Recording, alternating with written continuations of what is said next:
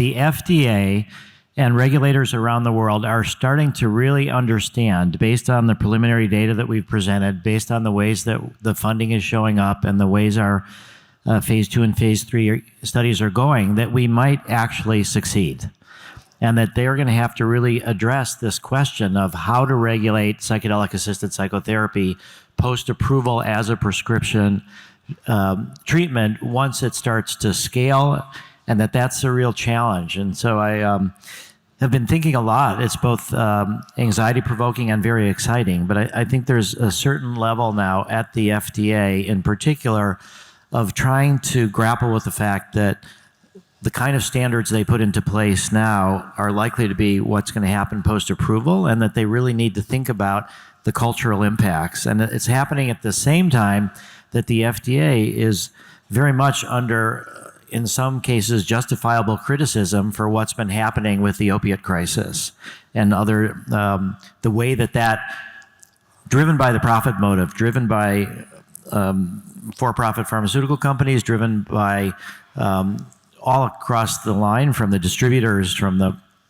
pharmacies, that got way out of control. And so we have to demonstrate how we propose that psychedelics become medicalized and scaled, but do it in a responsible way. And so I think that's the real challenge that I see right now. Over the next couple months, we'll be engaging in a bunch of negotiations with FDA about requirements of therapists, about ideas for how to move this forward. And so it's both in a very exciting time, but a very delicate, because we're going to be setting the foundations for years to come. I am a drug user. Well, I have two remarks. One is, as Rick mentioned, there's now in the FDA science before politics. And I think Rick has done a lot in order to facilitate that sea change. I think they've been waiting for somebody like Rick to come along with credible evidence and good intentions and integrity. So I could see that as a fundamental change within the FDA. They want to help if you give them the right tools and reason and justification for doing so. That is really, really different than the war on drugs during the Nixon administration. That's one thing that I note. The biggest concern that I have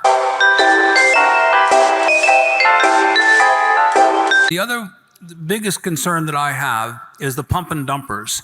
These are the venture vulture capitalists that are coming into the scene, trying to capitalize purely for financial purposes.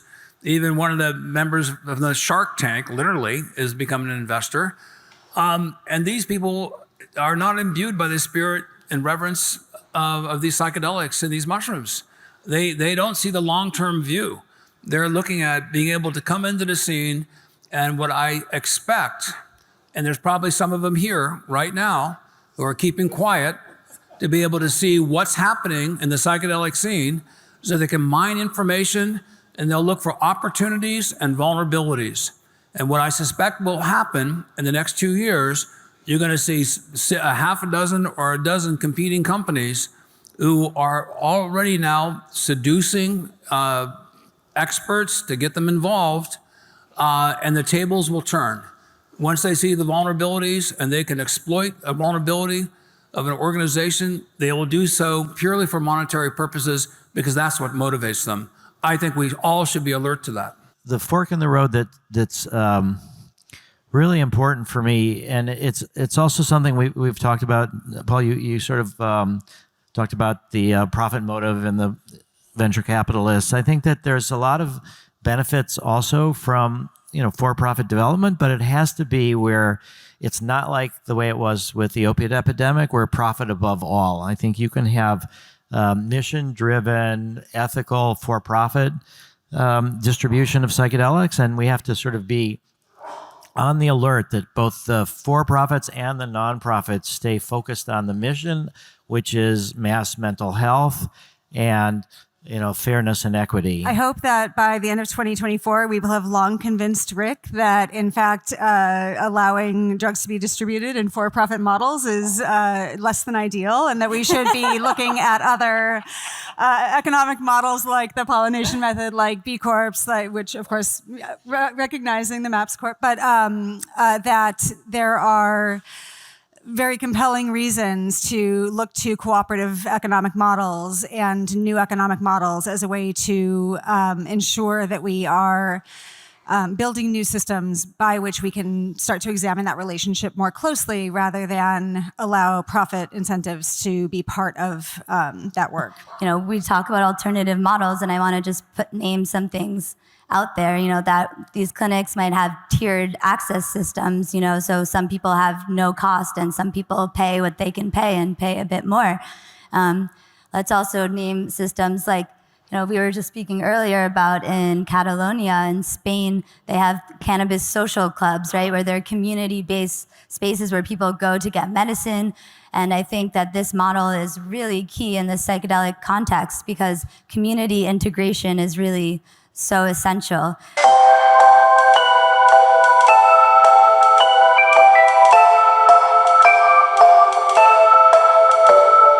Well, I'm excited to be here, but I'm more of a half empty kind of glass person.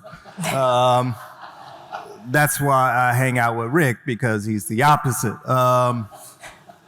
So I want to share my concern. My biggest concern is that I have less number of years to live than I've already lived. So I will die, and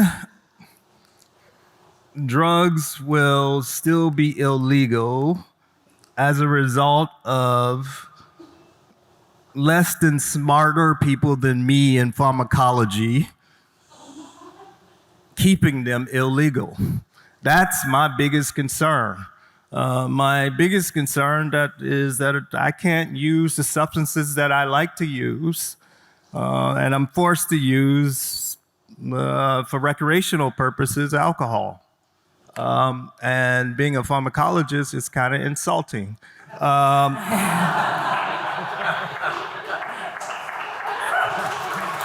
No disrespect for people who use alcohol. That's fine. When I was younger, it was great. But as you get older, there are other things you learn.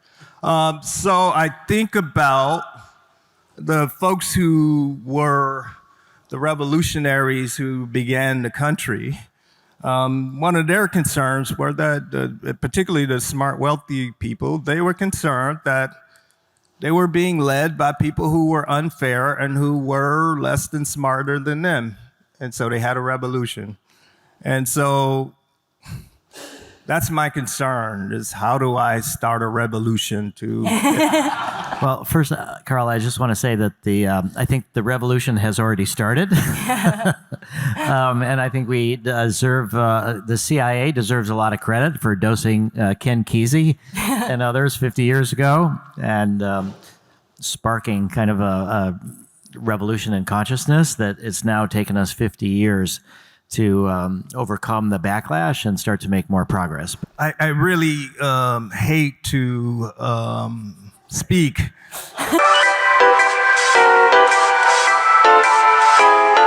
I think the Decriminalize Oakland movement is a template for all across cities, the United States and elsewhere. I think the citizen-based initiatives, especially working with city councils and removing all public funding for prosecution of people in possession of natural products containing, drug-like compounds and or drugs.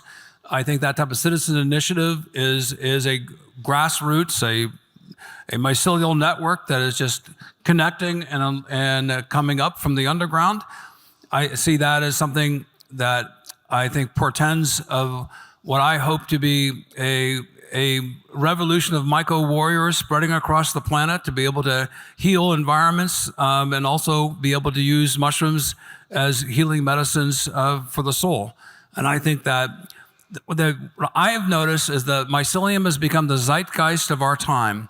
It's more than a metaphor. It is an actionable, understandable way of communities bonding together that can affect change that is measurable, that has measurable benefits. And what I would hope to see in 5 years is that there is a substantial reduction in depression, in suicides from PTSD, and it all emanates from conferences like this.